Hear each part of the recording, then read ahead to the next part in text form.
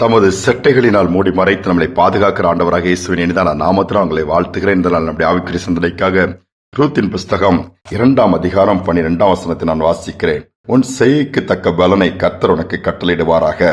இஸ்ரவேலின் தேவனாகிய கர்த்தருடைய செட்டைகளின் கீழ் அடைக்கலமாய் வந்த உனக்கு அவராலே நிறைவான பலன் கிடைப்பதாக என்றான். ரூத் மோவாப் தேசத்தை சேர்ந்த ஒரு இளம் விதவை பெண். கணவனை இழக்கிறார். தன்னுடைய தேசத்தை விட்டு பெத்லெஹேமுக்கு வருகிறார். தன்னுடைய மாமியோடு கூட எதுவுமே தெரியாது, ஜீரோ. அதுல இருந்துதான் ஆரம்பம். இங்கு வரும்பொழுது சொல்லுகிறாள், நகோமியை பார்த்து, மாமியை பார்த்து, உன்னுடைய தேவன் என்னுடைய தேவன், உன்னுடைய ஜனம் என்னுடைய ஜனம், உன்னுடைய தேசம் என்னுடைய தேசம். இந்த ஆண்டவரை நம்பி அவருடைய அடைக்கலத்துக்குள் பெத்லெஹேமுக்குள் வருகிறார். கர்த்தர் அதை பார்த்து இந்த மகளுடைய வாழ்க்கை திரும்ப கட்டுகிறார். பாருங்கள், எல்லாம் தன்னுடைய தேசத்தில் இடிக்கப்பட்டு போய்விட்டது. நம்பிக்கை இல்லை. எல்லாம் முடிந்து வனாந்தரமாய், வெறுமையாய், அவாந்தரமாய், கண்ணீராய் மாறின அந்த வாழ்க்கை இங்கு வந்த பிறகு கட்டி எழுப்பப்படுகிறது. பாருங்கள், பெத்லெஹேமுக்கு வரும்பொழுது மீண்டும் அவளுக்கு வாழ்க்கை உண்டாகிறது. போவாஸ் என்கிற மனிதனுடைய வயலில் வேலை செய்யும் பொழுது அந்த வார்த்தை உண்டாகிறது. நீ எங்கு வந்திருக்கிறார்? உன்னுடைய கிரியைகளுக்கு தக்க பலனை தேவன் கொடுப்பார். அதோடு மட்டுமல்ல, இஸ்ரவேலின் தேவனாகிய கர்த்தருடைய சட்டைகளின் கீழ் வந்திருக்கிறாய். அதனாலே அவராலே உனக்கு நிறைவான பலன் கிடைப்பதாக. உன் வாழ்க்கை அவ்வளவுதான் உலகம் சொல்லியிருக்கலாம். உன் வாழ்க்கை அவ்வளவுதான் முடிஞ்சிட்டு நீ ஜனங்கள் சொல்லியிருப்பாங்க, உறவுகள் சொல்லிருக்காங்க. ஆனா ஆண்டவர் என்ன பண்றாரு? நிறைவான பலனை கொடுத்து போவாஸ் என்கிற ஒரு சகோதரன் மூலமாய் வாழ்க்கை மீண்டுமாய் கொடுக்கிறார். அந்த சந்ததியில் தான் இயேசு வெளிப்படுகிறார். யோசித்து பாருங்கள், செட்டைகளினால் மூடி அங்க பாதுகாப்பை கொடுத்ததோடு மட்டுமல்ல, ஒரு சந்ததி உருவாகக்கூடிய வாய்ப்பையும் ஏற்படுத்தி கொடுக்கிறார். இதுதான் காட்ஸ் ட்ரீம், ஆண்டோடைய செயல். இன்னைக்கு நம்முடைய வாழ்க்கையிலும் கூட ஆண்டவருடைய சமூகத்துக்குள்ள, ஆண்டவருடைய செட்டைகளின் கீழே நம்ம வந்து இருப்போம்னா, அதை விட சேஃப்டியஸ்ட் பிளேஸ் இந்த உலகத்துல வேற எங்குமே இருக்க முடியாது. எவ்வளவுதான் பிளான் போட்டு கட்டிடங்கள் கட்டினாலும் பூமி அதிர்ச்சியில வெள்ளுது, எவ்வளவுதான் காரியங்கள் வந்தாலும் பாதுகாப்பற்ற ஒரு தன்மை தான் இன்னைக்கு பார்க்கிறோம். ஆனால் நேசருடைய செட்டைகளின் கீழே அவரே நமக்கு அடைக்கலமா இருக்கும் பொழுது எதுவும் நம்மை சேதப்படுத்த முடியாது.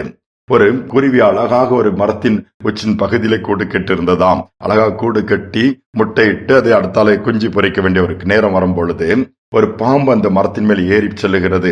இதை அந்த குருவி கண்டு கொண்டது. உடனே கத்துகிறது, சத்தம் போட. இன்னும் பல பறவைகள் அதில் சுற்றி வந்து அந்த பாம்பை எவ்வளவோ சுத்தி சுத்தி பறந்து அந்த பாம்பு அதை சட்டை பண்ணாமலே அந்த கூட்டிற்குள் வேகமாய் போக ஆரம்பித்து அந்த முட்டைகளை சாப்பிடுவதற்கு போய் கொண்டிருக்கிறது. என்ன செய்வது?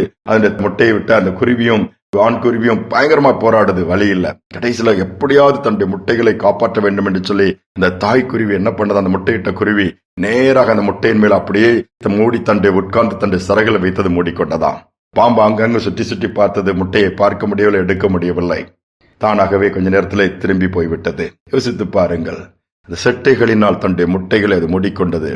ஒரு 5 அறிவுன்னு சொல்லுவாங்க. அந்த குருவிக்கு எவ்வளவு ஞானத்தை கர்த்தர் கொடுத்திருக்கிறார் என்று சொன்னால், நமக்கு ஆத்மாவை கொடுத்து பிரமிக்கத்தக்க விதத்திலே மனுக்குலத்தை உருவாக்கிற தேவன் எவ்வளவு கிருபைகளை நமக்கு வைத்திருக்கிறார், எவ்வளவு பெரிய பாதுகாப்பை வைத்திருக்கிறார், எவ்வளவு நலகான நடத்தலை வைத்திருக்கிறார். இவளை யோசிப்போம் என்று சொன்னால், எல்லா தீங்குக்கும் விலக்கி பாதுகாக்கிற கர்த்தருடைய செட்டைகளின் கீழ் வந்து தங்கிக் கொள்வோம்.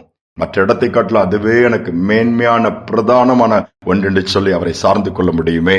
அவருடைய செட்டைகளின் கீழே நம்மை தாழ்த்தி அடைக்கலமாய் வந்து அவரை சார்ந்து கொள்வோம், மாற்றங்களை பெற்றுக் கொள்வோம். ஜெபிப்போம். அன்பின் தகப்பனே, செட்டைகளினால் நிழலில் மூடி மறைத்து பாதுகாக்கிறவரே, உடைய பாதங்களை தாழ்த்தி ஒப்புக் கொடுக்கிறோம். நேற்றும் இன்று மாறாதவராய் இருந்து இம்மட்டும் நடத்துகிறவர் இந்த நாளிலும் உம்முடைய செட்டைகளின் நிழல் ஒவ்வொரு குடும்பங்களையும் மூடட்டும். அப்பா, உம்மிடத்தில் அடைக்கலமா வந்திருக்கிற பிள்ளைகளுக்கு நீர் ஆதரவா இருப்பீராக, அரவணைத்துக் கொள்வீராக, காயங்களை ஆற்றுவீராக, கண்ணீரை துடைத்து இடிக்கப்பட்ட வாழ்க்கைகள் மீண்டுமாய் கட்டி எழுப்பும்படியான பாக்கியத்தை கொடுங்கப்பா.